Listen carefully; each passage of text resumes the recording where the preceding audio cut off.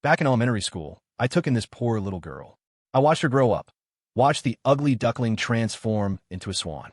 But as time went by, I started to realize the love buried deep inside her was growing into something else entirely. I vaguely remember that taking in Chloe was a complete accident. It was a beautiful afternoon, and I was walking through Lincoln Park, not far from my house. Near a trash can by the North Pond, I saw a scrawny, grimy little kid standing on their tiptoes, digging through the garbage for God knows what. The kid was wearing a pair of busted-up sandals and clothes full of holes. They were so skinny they looked like a stick figure. A strong gust of wind could have knocked them over. After rummaging for a while, they pulled out a half-eaten, dirt-caked granola bar and were about to shove it in their mouth. "Hey!" I yelled, stopping them. The kid jumped, startled, then turned and just stared at me with wide, desperate eyes. They pointed a bony, claw-like finger at their open mouth, silently begging for food. I couldn't stand it. I'm a total sucker for this kind of thing.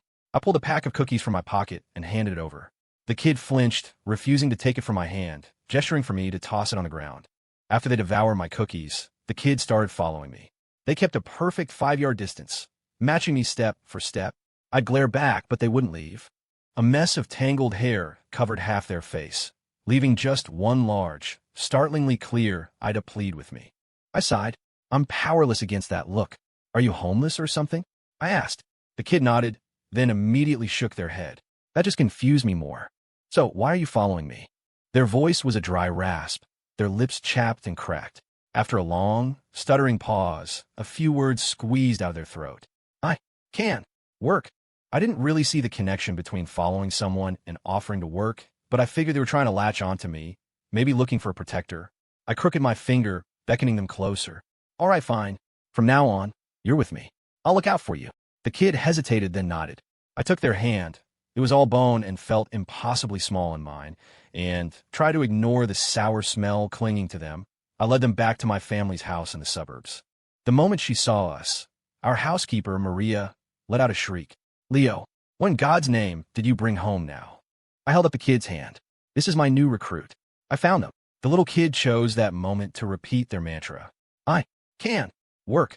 Adding another plate to the table wasn't a big deal, so the little kid ended up staying with us. First thing, I took them to the bathroom for a shower and generously gave them a set of my own clothes to wear. Cleaned up, they looked a lot different. A pale, gaunt face and thin arms emerged from my oversized shirt and pants. The hair was still long, hiding half their face. Their hands, which I now saw were covered in faint scars, nervously clutched the hem of the shirt. That one pleading eye shyly peeked at me. I scratched my head, then my back, and decided to share some of the snacks from the pantry. The kid might have been small, but they could really eat. That night at dinner, they put on a real show, polishing off 2 huge plates of pasta, all by themselves. Maria watched them, clicking her tongue in amazement. "You're a delicate-looking little thing, but you eat like a linebacker. What's your name, honey?" "Chloe," she mumbled. Then, after a pause, added a name that didn't make sense. "Pundy." I was confused. "Pandy? Like a panda bear?" Maria shot me a look, then turned back to the girl with a pitying expression. "Oh, honey, so that's it. You're a girl, aren't you? Where's your mom?" "Mom had a boy. She didn't need me anymore." Maria kept asking gentle questions, pulling the whole story out of her. Finally, she pulled me into my room and shut the door. "Leo, I think she's telling the truth. It's a heartbreaking story. What should we do? Should we let her stay? If not," Maria continued, her voice soft, "I can call social services. At least they'd find a place for her." I was stuck on something else. She's a girl? But aren't girls supposed to be all dressed up and pretty, like princesses? "Oh, Leo," Maria sighed. "Most people in this world are just regular people. There aren't that many princes and princesses out there." I sort of understood. I nodded. Just then, we realized the little kid was standing right outside the door. Before I could say anything, she dropped to her knees, looking like she was about to press her forehead to the floor. I panicked and started stuttering. "No, no, don't." "You don't want me?" she whispered, her voice cracking. "No, that's not it. We want you. Get up." I rushed to the door to pull her up, but she was rigid, refusing to move. On a crazy impulse, I dropped to my knees too, as if to return the gesture. Maria couldn't get either of us up and just stood there, wringing her hands. "Ay, Dios mío, what are you two doing?" We couldn't find any records for the little girl, so when we registered her for school, we gave her a new name, Chloe. Chloe was a true workhorse. She was always trying to do chores around the house, sweeping, laundry, cooking, you name it. She even learned to knit. She could stay busy from morning till night, making a packed meal look lazy. If she kept it up, Maria was going to be out of job. So, I figured the best thing was to get her into school with me. The tuition for the private elementary school wasn't cheap, but I had my own money, more than enough to cover her fees. I took care of everything for her: food, clothes, a place to live. Anything I had, I shared with her. After school, she loved to trail behind me, clutching the snacks I'd given her, going wherever I went. Her face was so small and thin it made her eyes look enormous. Her arms and the backs of her hand were crisscrossed with a network of fine, pale scars, and she always kept her hair swept over the left side of her face. Her eyes were constantly darting around nervously. At first, even the honk of a car horn would make her jump. She only seemed to relax when she was near me. She didn't talk much, just quietly clutched the little fox stuffed animal I'd bought her. Whenever I'd tease her, she'd just look up at me with those wide, innocent eyes. Chloe was terrified of thunderstorms. The sound of thunder was a nightmare she couldn't escape. The moment she heard the first rumble, she'd scramble into my room, curl up into a ball in the corner, her tiny arms wrapped around her bony knees, shaking uncontrollably, her quiet sobs barely audible. I couldn't bear to see her like that. Like I said, I'm a sucker. I'd sigh and call out, "Chloe, come on, get in the bed." She'd slowly crawl on a mattress, curling up at the very edge, leaving a chasm between us big enough to be the Mariana Trench. I'd roll my eyes. "Chloe, move over. How are you going to sleep like that?" Inch by inch, she'd scoot closer until her hands rested gently on my stomach. Her clear eyes would reflect my own face, the corners of her eyes red and marked with fresh tear tracks. I took her cold little hands and feet in mine, yawning. Okay, no more crying. I'm here. I've got you. It's all going to get better from now on." A few minutes later, I felt something wet on my cheek. "Ugh, what are you doing?" Chloe whispered timidly. "Leah, my dog, buddy. He used to lick my face when he wanted to be close to me. Buddy." She hummed in confirmation, her tone turning sad. "My little yellow dog. I took care of him, but then he was gone." "What happened to him? Did he run away?" "They split him. Mom took half, and Dad took the other half. At night, when they were asleep, I'd sneak out and gather up his bones. I built a little mound of dirt and buried him there." She paused, thinking. "I made a lot of little mounds like that, for frogs and butterflies and spiders I found on the road that weren't moving anymore. Grown-ups always say you should be laid to rest. I wanted them to be at peace. I figured, maybe someday, when I'm not moving anymore, a kind person will find me and bury me, just like I buried the little animals."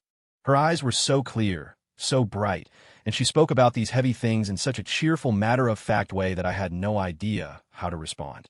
All I could do was let out a long sigh and hum a lullaby. She blinked a few times and finally drifted off, though tears still silently escaped the corners of her eyes. Chloe was like a newborn animal. Even in her sleep, she kept a tight grip on one of my fingers, as if for security. "Well, so much for my sleep tonight. Damn mouth, always asking questions. Now look at you, too broken up to even think about sleeping." My sympathy and pity for Chloe made me double down on taking care of her. I bought her any snack or toy that caught my eye. I'm not great at comforting people. My go-to solution for her sadness was junk food and, occasionally, a hug to help her sleep. At home, Chloe would just stare at me with those big, curious eyes. She wouldn't be doing anything, just watching. I had no idea what was so fascinating. When I'd poke her cheeks, which were finally starting to get a little round, she'd sometimes suck on her thumb. She'd grab my hand and hug it to her chest like it was a stuffed animal, refusing to let go even if I offered her a real toy. In a soft, childish voice, she'd whisper, "Hold me. Cuddle. Don't go." My heart would just melt. Fine, whatever you want." She hated wearing dresses because of all the little scars on her body. She thought they made her look ugly. Maria and I took her to a dermatologist a few times and got some creams for her hands, but the rest we had to let heal on their own.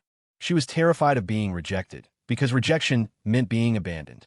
So, as a kid, Chloe was always incredibly well-behaved and obedient. She never cried or threw a tantrum. She just loved to follow me around, her hair in two little pigtails that bounced from side to side like a penguin when she ran. She'd insist I hold her hand to cross the street on the way to school. If a classmate stopped to talk to me, she'd hide behind my back, clutching my shirt and peeking out shyly. For Chloe, I was giving my all. Money, effort, everything I had, and anything I didn't have I'd find a way to get. I was a damn good big brother. Good food, plenty to eat, no shortage of snacks and toys. Eating well, sleeping well, and she shot up like a weed. The results were amazing. Chloe slowly became much more cheerful.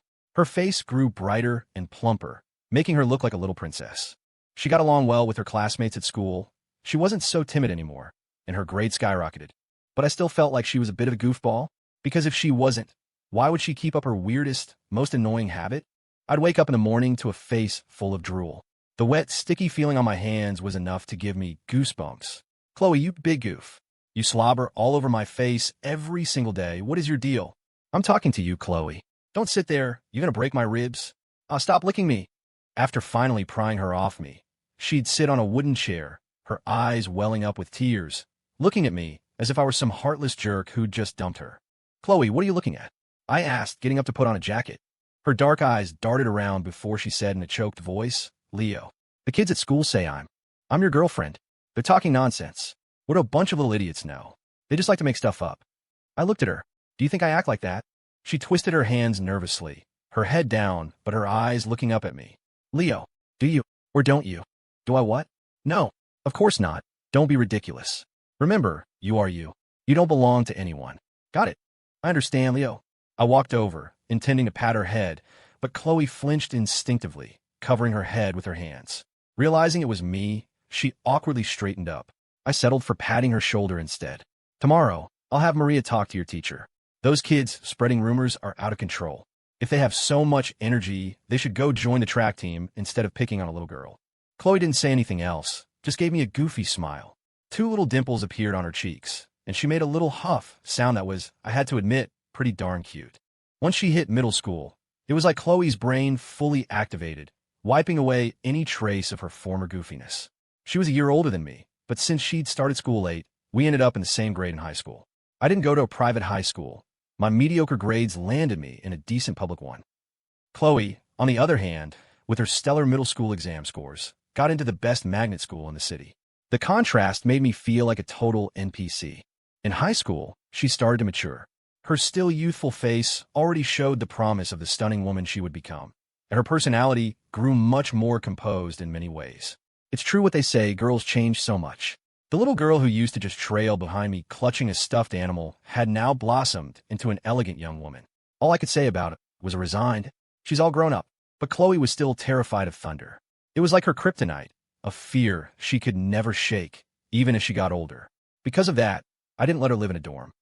Her bedroom was right across the hall from mine, and we usually left our doors unlocked, just in case a storm rolled in and she needed to seek refuge.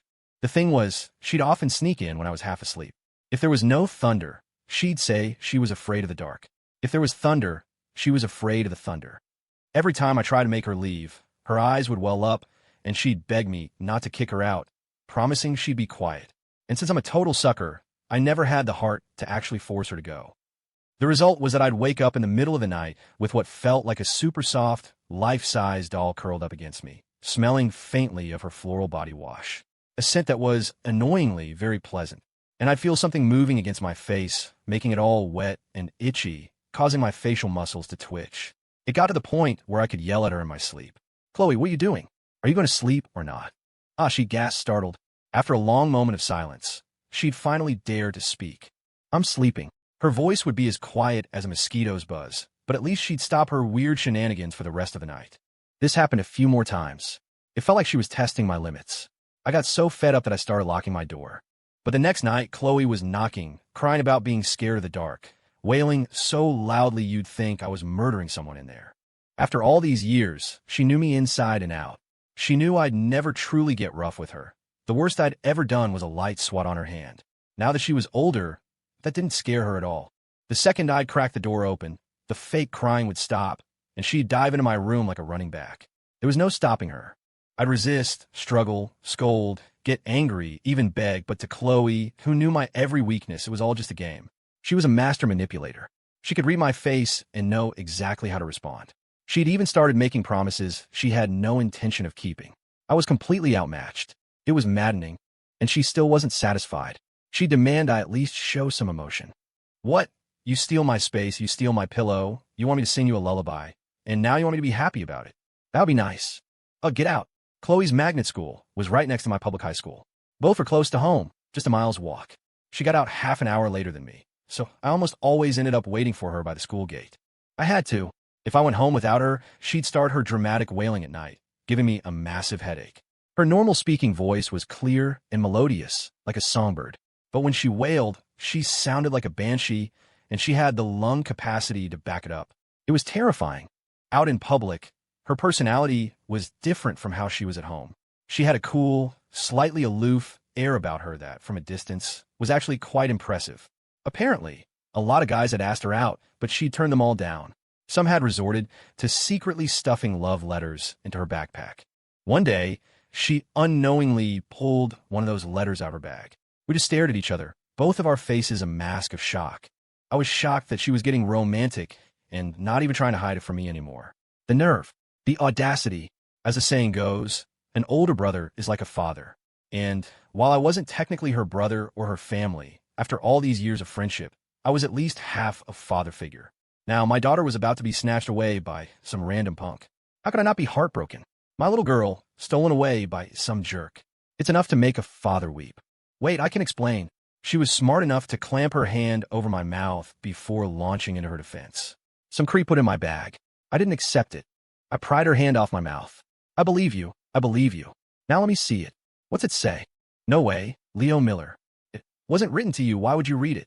I puffed out my cheeks and tried to look angry. How dare you talk to your father like that? Just pretend it's for me, okay? It's not like I've ever gotten one. Let me have this. Hand it over, or you're not getting dinner tonight. She put her hands on her hips, her face full of defiance. Get lost. Since when are you my dad? Always sticking your nose in things. Pretend it's for me. You're such a clown, Leo, she shot back. And if you don't feed me, I'll just howl all night until you go insane. As she spoke, she tore the letter into tiny pieces and tossed them into a nearby trash can. I shook my head dramatically. What a shame. What are you shaming about? Shame on your own, but I just shook my head again. Such a foul-mouthed young lady. That's when she unleashed her signature move on my arm. A vicious, twisting pinch that made me yelp. You're always making fun of me. What about you, huh? No one's confessing their love to you, are they? I waved my hands dismissively. I'd rather not say. Uh-huh. So that's a no, she crowed, twisting again. Oh, okay, you're right. No, nobody. Stop. A triumphant little smirk played on her lips. Good. With your garbage grades, if you don't start trying to pull them up, the only university you'll be attending is the university of your couch. I rubbed the fresh bruise on my arm, feeling dejected. Fine, then I won't go to college. I've got some money saved up. If I don't get married and don't have kids, I can probably stretch it to last my whole life. What about me? You? I shot her a disgusted look, feeling even more miserable. What? You plan on mooching off your old man for the rest of your life? Uh-huh. You did it again, she shrieked as she pinched me once more. One my bonus level. Okay, I'm sorry. Sis, please stop. I sat at the dinner table, my face a mask of misery, staring at the purple marks on my arm while the perpetrator herself shoveled food into her mouth. A wave of sorrow washed over me. Chloe was getting more beautiful by the day. Bright eyes, perfect teeth, a flawless complexion, and delicate features. But she also talked with her mouth full. And as she was doing it, she reached over and stole the freshly peeled shrimp from my plate. I protested. I got pinched again. I surrendered. The sweet, obedient, kind-hearted little Chloe of the past was gone, replaced by Chloe, the legendary tyrant of the pinch. Some people are alive, but they're already dead inside. Dead from injustice. My grades were bad, and by senior year, they were an absolute dumpster fire. In a class of 1,000 students, I was ranked around 700 th. The previous year, you had to be in the top 600 to get into a decent state university. I had tried. I really tried to pay attention, but the second a teacher started a lecture, I was out cold. Especially in math. The speed at which my teacher talked couldn't even compete with the speed at which I could close my eyes. Chloe and I were polar opposites. Her grades were phenomenal. The wall in our living room was covered with her academic awards, and being in the top 10 of her entire school was just a regular Tuesday for her. But her luck was terrible. In 10th grade, she competed in the National Physics Olympiad and placed 51 st. Only the top 50 got a pass on college admissions, basically guaranteeing them a spot at a top university. She was off by one place. She sulked about it for half a day, while I celebrated for half a day. My celebration ended when she heard me laughing and pinched me into submission. In 11th grade, she tried again. And again, she placed 51 st. No guaranteed admission. This time I didn't laugh, but I still got pinched. Her reason? She was in a bad mood, and the sight of me was annoying. Me. Man face-palming even without the automatic admission, Chloe's regular grades were more than enough to get her into the prestigious Redwood University. The competition was just a shortcut. She barely seemed to study, but her math skills were insane. She hardly ever reviewed vocabulary, but she could remember English words after seeing them once. She didn't spend much time on chemistry, but she could derive formulas from scratch. Chloe was just too brilliant. Once her own college applications were sorted, she started methodically tutoring me every night in all 6 subjects. Even though one of her AP subjects was different from mine, she just read the textbook for a few days, looked up some stuff online, and mastered it. The intelligence gap between people can be like the difference between the base of Mount Everest and its summit. I was at the bottom, gazing up at the genius soaring in the sky. And a genius she was. She'd break down problems that made me break out in a cold sweat, explaining them with terrifying ease, and still have time to assign me homework. Why didn't I want to do it? She'd smack my palms with a ruler. She even bought a 3-foot-long wooden dowel. If I slacked off, I'd get a reward. From that day on, I became a model student who loved his homework. Under her tireless tutelage, I became much younger, behaving as meekly as a grandchild. Her temper, however, got much shorter. Sometimes she'd just stand there staring at me with a look of disbelief, as if she couldn't comprehend how a human brain could produce such a stupid question.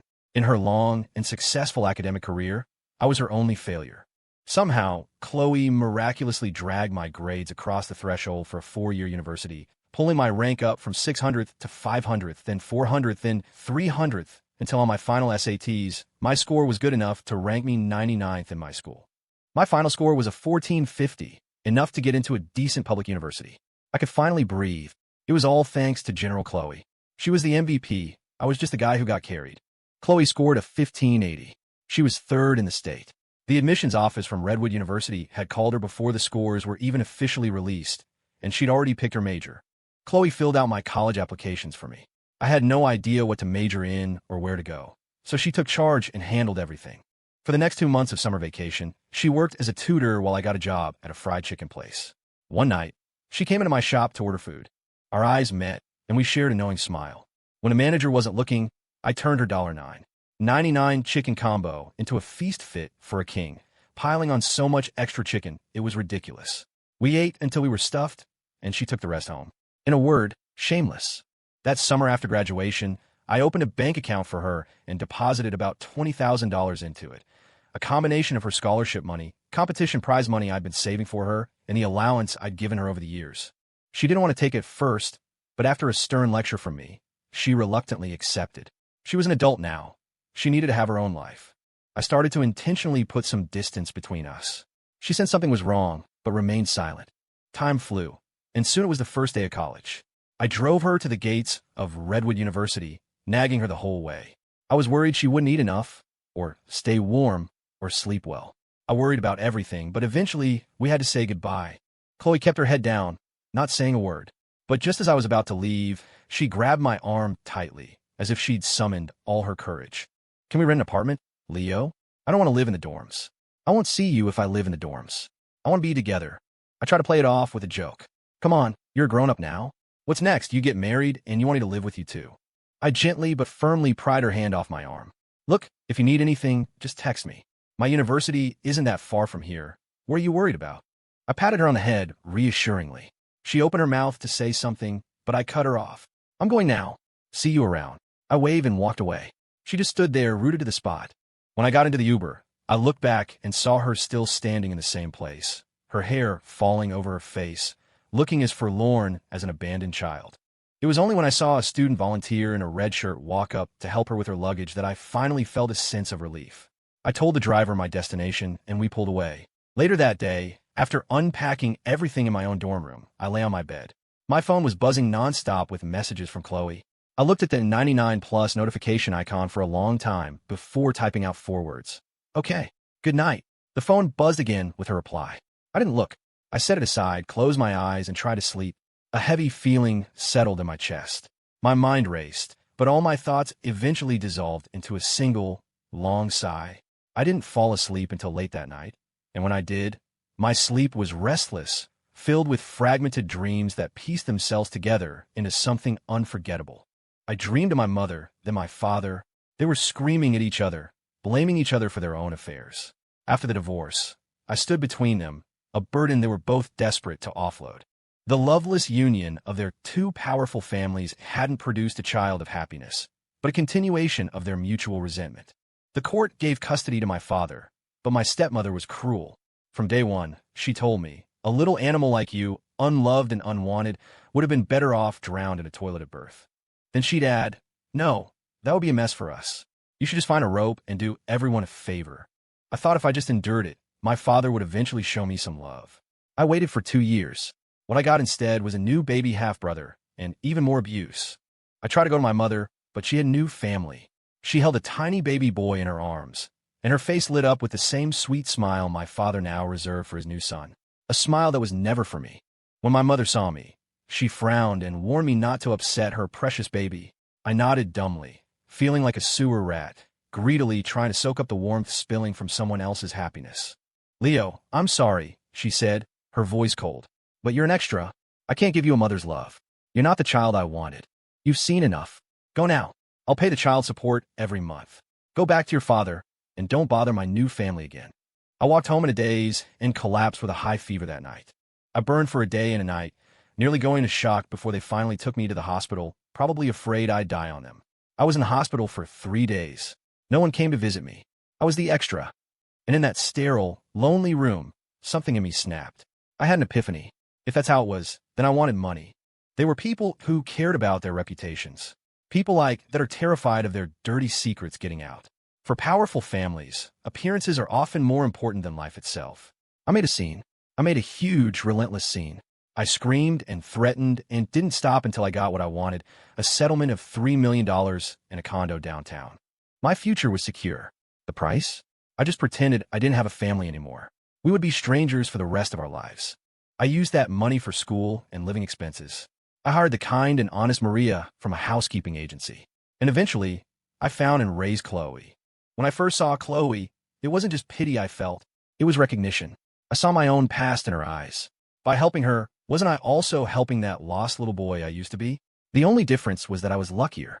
I could at least demand money to build a decent life. But now she was grown up. She was becoming more and more brilliant, which only made me feel more inadequate, more mediocre and ordinary. I know what I am.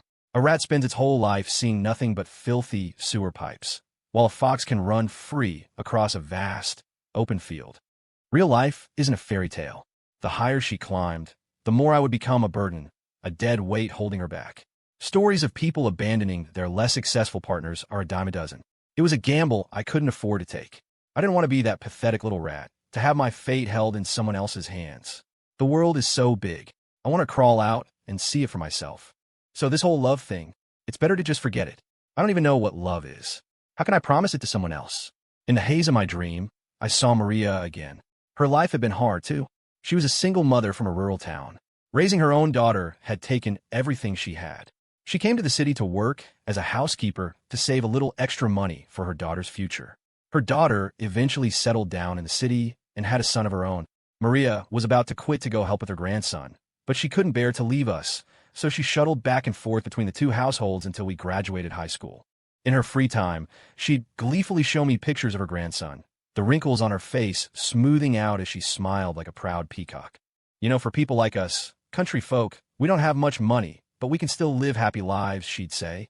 When you get to be 50, 60 years old, all you really want is to have your grandkids around you. No matter how much you suffer out in the world, when you come home and a little one calls you grandpa or grandma, well, that makes your whole life worth it. You can't buy that with all the money in the world. I gave her a big check for her grandson's college fund. She tried to refuse, but I insisted. She took my hand and squeezed it, smiling. "Leo, you're a good boy. You have a good heart. And that little Chloe, she's a wonderful girl. You two together, it's like a storybook romance, growing up together. You have a real foundation." When I first saw little Chloe, oh, she was so dirty and smelly like a little ball of soot. But you weren't disgusted at all. You invited her into your home. It's been so many years. I've seen it all. You too.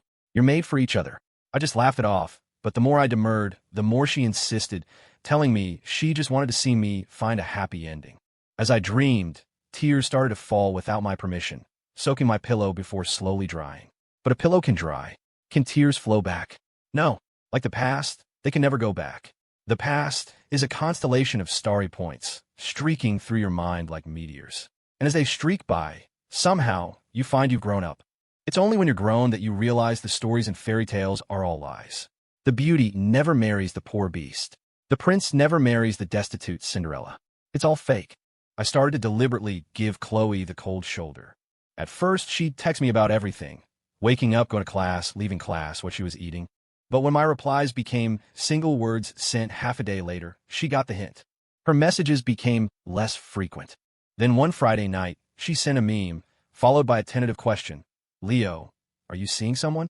I saw the message and decided to cut things off for good. A quick, clean break is better than a slow, painful one. Yeah, it's getting serious, I typed back. A long time passed before she replied. Dating someone? Yeah, found someone I really like. She went silent for 5 or 6 days. But the following Saturday, she suddenly asked me to meet her. I was going to refuse, but she insisted, saying it was a way to say a final goodbye to the past. I understood what she meant. Dragging out wasn't doing either of us any favors, so I agreed. The farewell was to take place in the living room of a secluded lake house. She said it belonged to a college friend who was letting her borrow it. She was wearing a white blouse with a long skirt. Her makeup was done perfectly, and a small flower was pinned in her hair. She looked serene and beautiful. She had cooked an entire feast, a table full of impressive dishes that smelled amazing, but I had no appetite. Chloe just kept watching me with a wide, almost predatory smile. It was unnerving. I had a bad feeling she was up to something. I didn't dare drink the red wine she poured, afraid she'd added a little surprise to it. Halfway through the meal, Chloe pulled a small red gift box from her purse, her eyes looking a little red. Leo, I'm happy you found someone. And I've decided to accept someone else's proposal, too. I'm going to wear the ring he bought for me. She opened the box. Inside lay a pair of silver rings. I was silent for a long time, my throat too tight to speak. That's great. Really? She pressed, her voice sharp, her eyes locked on mine as if searching for something. I couldn't meet her gaze. I looked down at my plate like a stray dog. Yeah, good. Well, Leo, thank you for all these years of taking care of me. It's a shame our paths are diverging. She raised her wine glass to me. I felt compelled to raise mine and drink. She acted heartbroken. Eventually, she stood up and walked over to the heavy front door of the house. She stood with her back to me, her head bowed, and I could see her shoulders shaking as if she were secretly wiping away tears. Her sobs grew louder. I sat in silence, unable to say a word, just staring at the table. After a few moments, a strange heat began to build in my stomach. My vision started to swim. The image of Chloe across the room split into two. It's so hot. What did you give me to drink? I struggled to my feet, stumbling, catching myself on the edge of the table, panting heavily. She whirled around. Her eyes were red, and she looked surprised, but she quickly composed herself and walked slowly toward me. What's happening? I don't know. Her voice was getting more frantic, with a hint of a sob, as she pressed herself against my arm, her soft body a searing distraction. I swallowed hard, trying to push her away, but my limbs felt weak. The wine. There's something wrong with the wine. Oh my God, my friend gave me that wine. I had no idea. What do we do? Her hands clamped onto my arm like two powerful vices holding me in place. Leo, are you okay? She whispered, her warm breath ghosting over my ear. I felt like I was about to overheat and explode. Chloe, go check the living room. See if there's an antidote or something. Chloe quickly let go and started rummaging through the cabinets. Before I could even catch my breath, she tossed a small black object that looked like a flashlight onto the floor. Then a second one, and a third. I almost lost it. What the hell are those? Did you buy them in bulk? Without looking up, she answered, tasers. I was already feeling sick, and now my heart sank. I asked cautiously, Chloe, maybe you should check the kitchen. She didn't say anything, just walked silently into the kitchen. The moment she was out of sight, I hobbled as fast as I could toward the front door. I finally reached it, grabbed the handle, and twisted. It wouldn't turn. Of course. My heart went cold. I slumped against the heavy door, sliding down to the floor in defeat. Chloe was already standing in the living room again, just a few feet away. One hand was over her mouth, and in the other, she held one of the tasers. Her eyes looked wide with faux helplessness. Is the door stuck again? It's always breaking. I told my friend to get it fixed, but she's so lazy. What are we going to do, Leo? Are we trapped in here? I knew what she was doing. I gave up, to beg for mercy, and for my own sake, I had to tell the truth. Chloe, I'm sorry. I don't have a girlfriend. I made it all up. It's because I've been useless my whole life. I need someone to force me to study, but I'm the first one in line for dinner. I'm lazy, I'm almost 20, and I've accomplished nothing, just floating through life. I just feel so pathetic. I don't think I deserve you. I'm sorry. I was too scared to accept how you feel. I'm a coward. The words tumbled out of me, my heart a raging bonfire of heat and misery. It was an agony of fire and ice. She stood frozen for a moment, then slowly walked over, knelt down, and wrapped her arms around me, holding me tight. Her voice trembled. How could you say that, Leo? Whether you're poor or rich, smart or foolish, brave or cowardly. In my eyes, you are one of a kind. You are you. You don't have to prove yourself to anyone, and no one has the right to ask you to. All those famous people, the billionaires, the so-called successful ones, they're all the same to me. They're just other people. They have nothing to do with me. But you, Leo, you're different. In my heart, you've always been my moon, the one I've always loved, always wanted, always hoped to have. I was stunned into silence, letting her gently lick away the physiological tears that had welled up in my eyes. But just as I was about to speak, a sharp, electric pain shot through my body, zapping my brain. I was being electrocuted so badly, I nearly started breakdancing on the floor. Damn it, Chloe. Your stupid taser is still on. I'm going to be launched into orbit. Chloe and I got together. The first thing she did was immediately confiscate my phone and demand all my passwords. She went through everything with a fine-tooth comb, confirming that my new girlfriend was a complete fabrication. Then she lectured me for 3 days straight.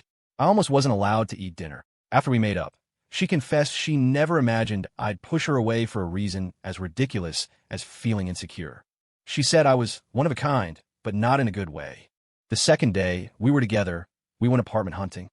The third day we moved in. By the fifth day, she was demanding I buy her a promise ring. She tried to act all aloof about it, claiming she didn't really care and was just testing me. In reality, she was trembling with nervousness, her fingers spread wide to make it easier for me to slide the ring on. The silver rings from the lake house, it turned out, were borrowed from a friend whose family owned a jewelry store, all part of her elaborate ruse to trap me. Our life together was simple and sweet. We rarely fought, and when we did, we made up quickly, both of us terrified of hurting the other. Everything was great, except for my back. Every night, she'd toss her head and say, "All right, let's go to the bedroom." It was going to be the death of me. Later, in our third year together, junior year of college, she decided to take a year off to start business. I was worried about her struggling alone, so I took the year off too to be with her. And we struggled. We really did. We were up before dawn every day, scouting locations, setting up the office, chasing investors, hiring employees, handing out flyers, and hustling for clients. I didn't know anything about business. I have zero talent for it. I could only be there for her, doing the grunt work. We'd work late into the night, and I'd have to practically drag her to the makeshift bed we'd laid out on the floor just so she would get some sleep. She loved to lie next to me, resting her head on my stomach. I wasn't fat, but I had a little bit of a gut, which made a comfortable pillow for her. Even in her sleep, she wasn't quiet, making little whimpering sounds like a cute animal. If I stroked her hair, she'd respond in her sleep. We kept this up for 6 months before things finally started to turn around. In the middle of it all, I sank my entire life savings into the company, the whole $3 million. My nest egg. It hurt to think about, but then Chloe would kiss me a couple of times, and the pain would vanish. Her happiness was all that mattered. What's the point of having a lot of money anyway? It's just currency. You can't take it with you when you die, and if you live like a miser, what's the point? As long as you have enough to live on, that's all that matters. We spent the first 6 months building a solid foundation, and in the second half of the year, the business took off. Our profits went from tens of thousands to millions. The next year, it hit 8 figures. Chloe became a millionaire before she even graduated college, and I, by association, became a millionaire's boyfriend. She tried to transfer half her shares in the company to me. I refused. All I wanted was my original investment back, so I could use it to marry her one day. Using her money to marry her just felt weird. For this, I got another lecture. I swear, I'll never understand her. Grandpa, what happened next? I leaned back in my soft armchair, lost in memories of the past. What happened next? Well, after we graduated from college, I proposed to her. We got our marriage license soon after. I'll never forget the moment I slid the wedding ring onto her finger. Chloe just broke down, sobbing like a child. This strong, resilient girl. She hadn't cried through all the hardships of her childhood. She hadn't cried through the struggles of building a business from nothing. But here, in a moment of pure happiness that was all her own, she could finally let herself weep. All the pain and sorrow, the bitterness and the struggle, it all ended with that flood of tears. She shed her last tear of sadness and her first tear of joy. I didn't cry. It would have been embarrassing. Okay, fine. Maybe I just got a little dust in my eyes. Time kept moving. Soon, we had our own house. We had beautiful wedding photos on the wall. We had the product of our love, our children. Slowly, the kids grew up. We grew old. Our backs began to stoop. Time wore away so many things, but it could never fade a love as true as ours. Even on her deathbed, she held my hand in a vice grip, terrified of me leaving, even for a second. In my eyes, she was always that little girl who never grew up, the one who followed me around, begging for treats. Even when her face was etched with wrinkles, even when time had stripped away her youthful beauty, even when she was so old that she spoke in the babbling whispers of a newborn, her words no longer clear. What did any of that matter? She still loved to curl up in my arms. I would close my eyes and listen with my heart to the deep, endless love in her murmurs. And just like that, bathed in the soft sunlight, our fingers intertwined, she passed into the twilight of her life with a smile that was a little shy, but filled with absolute happiness. So, I put on a serious face and said to my granddaughter, in the depths of my memory, there's a wedding photo that will never fade. It will always shine brightly. My dear child, don't let materialism or insecurity blind you. Take my blessing and go taste the sweetness of love for yourself. Oh, and by the way, I added, be careful. Don't let some punk with a fast car sweep you off your feet. But that's the same thing Grandma used to say. Grandpa, you're such a dork. The end.